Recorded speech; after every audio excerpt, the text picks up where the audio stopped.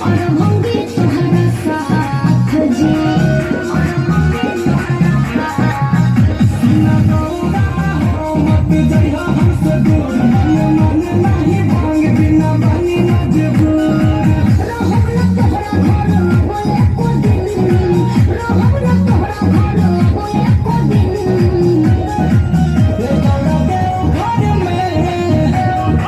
घर में ले बैठा के तू कथा जमी